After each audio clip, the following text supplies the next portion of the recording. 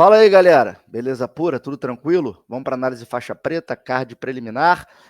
De hoje até os próximos aí, próximo mês aí, eu vou fazendo esse esquema mais ao vivaço aqui, sem edição, fazendo o breakdown das lutas para vocês aqui em tempo real, tá? Tive um acidente doméstico aqui em casa, minha mulher quebrou o pé, vai ficar um mês e meio sem encostar o pé no chão, então tô tendo que me desdobrar aqui na função de pai e mãe, tá?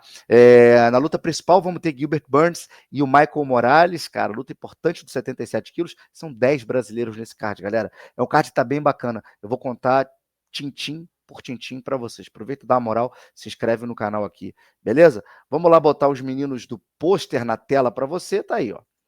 Gilbert Burns e Michael Morales, né? Me conta, aproveita e me conta nos comentários aí, quem é que vence essa parada, hein? Quem é que ganha na porrada entre esses dois? Me conta aí, deixa aí sua opinião para Morales e Burns, tá bom? Card principal começa às 8, mas a gente vai fazer agora aqui o breakdown do card preliminar, que começa às 5 da tarde, lá no Apex, né? Ó, na primeira luta já tem brasileiro. Vamos ter a Tisha Pennington contra a Luana Pinheiro. Cara, primeiro eu quero falar da Luana aqui, cara. A fase da Luana, vocês sabem que não é boa. Vem de 3 derrotas seguidas, a atleta do Brasil. E tá difícil o negócio. Ao vivo vai ser assim, tá, galera? Ao vivo vai ser assim, ó. O bicho pega. Ó, Luana, ó, tá aí, Luana, finalmente, ó. Como eu falei para vocês, né?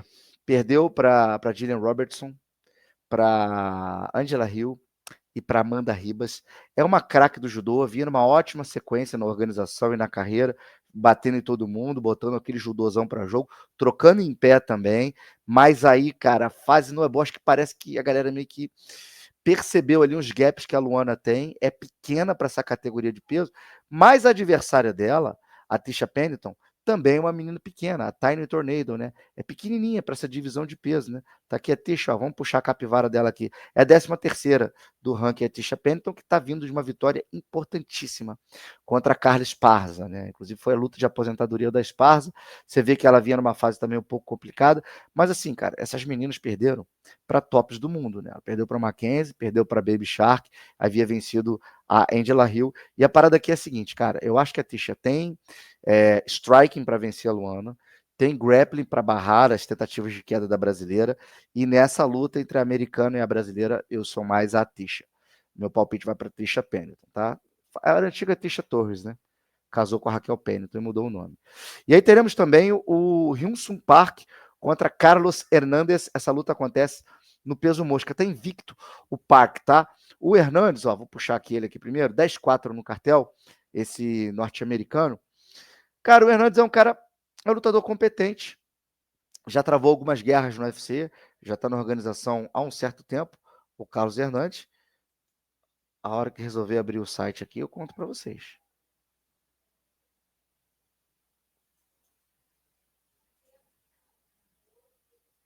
Tá aí. Ó, ele venceu o Nemo Jargal Tumendemberel, né? Vem de vitória, são 4 finalizações, 6 lutas vencidas na decisão.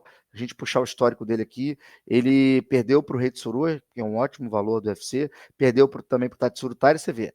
O UFC não dá vida fácil para ele.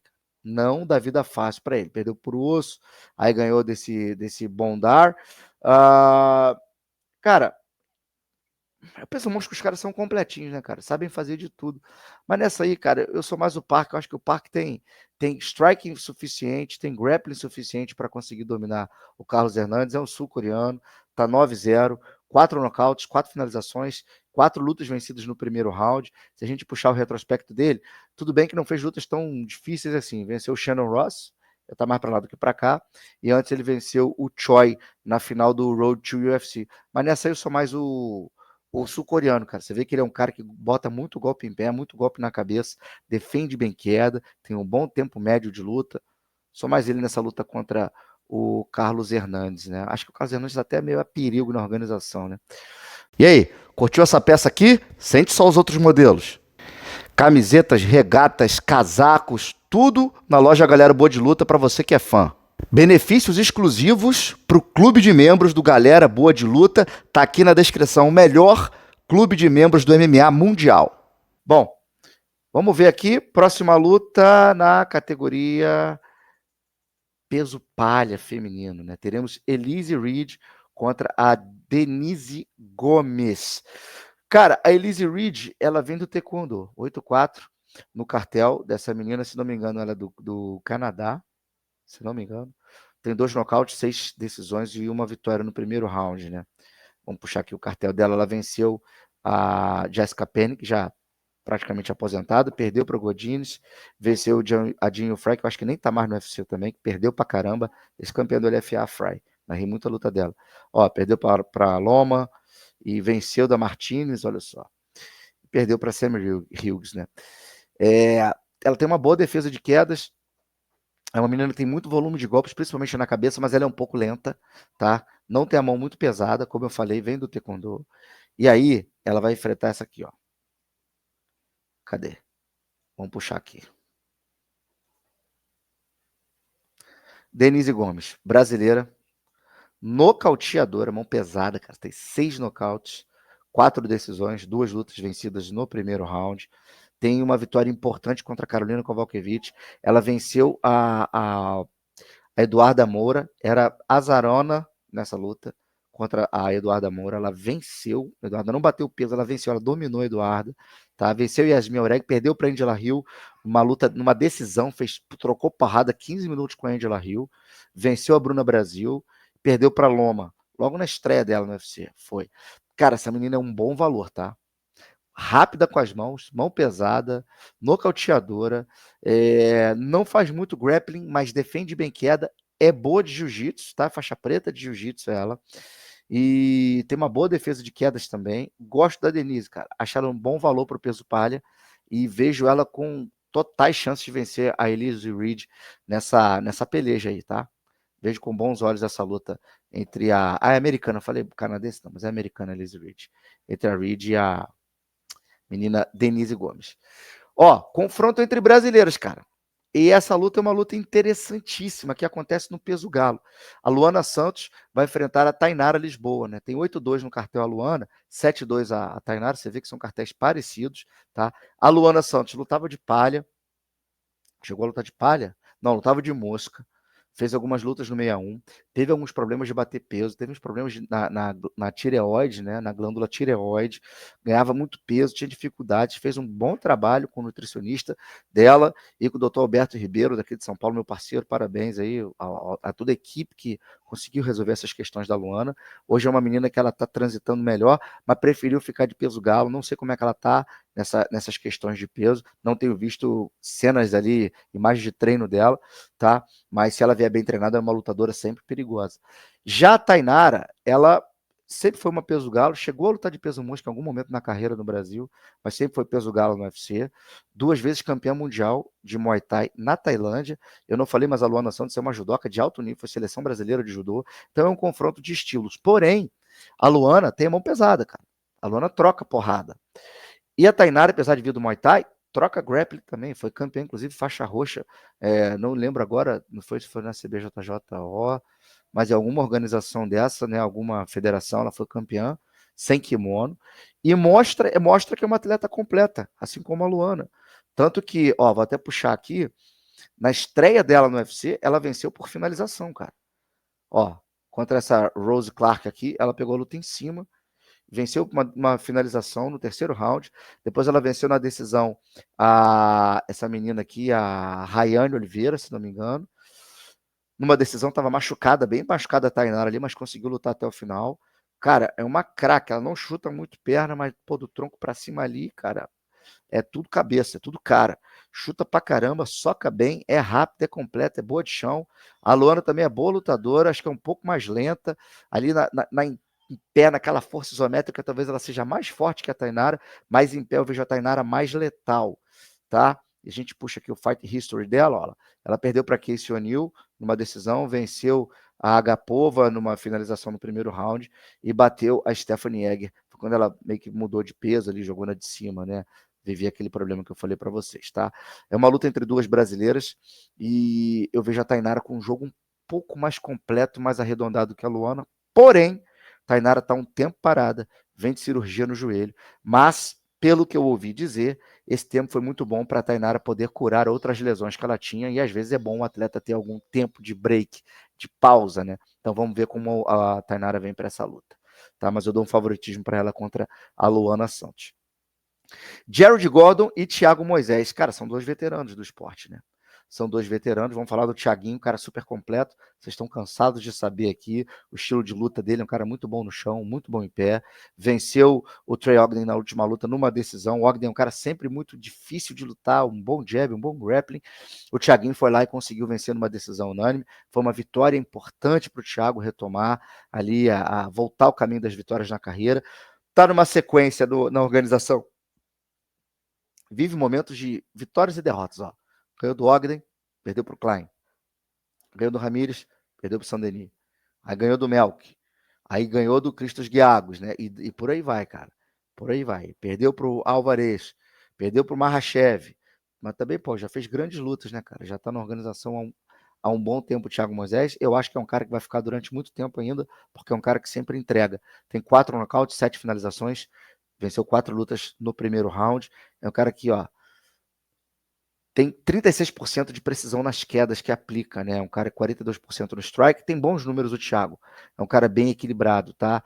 E chuta bem, tem umas bicudas, cara, que machuca os caras mesmo, bate que nem um agiota, o Thiago Moisés. E eu acho que ele vem daquele jeitão. Vem daquele jeitão contra o Gordon, cara. Tá aqui o Jared Gordon, ó.